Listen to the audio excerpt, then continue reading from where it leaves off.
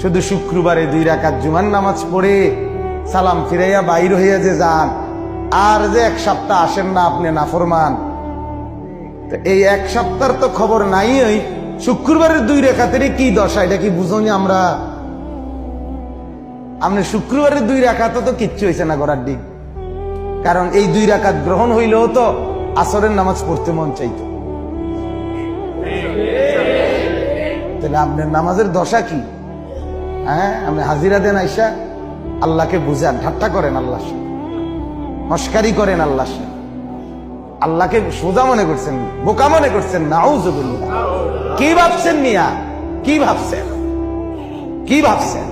একটা বিল্ডিং এর ঘরে থাকেন, কয়টা টাকা রোজগার করেন, আর এই ফাঙ্গাস তেলাপিয়া ফার্মের মুরকার কক মুরকা দিয়া ভাত খান, ধন্যপাতা কাঁচা মরিচ টমাটো আলুর ভর্তা, এটা দিয়ে নিজেকে খুব বুদ্ধিমান মনে করছেন না?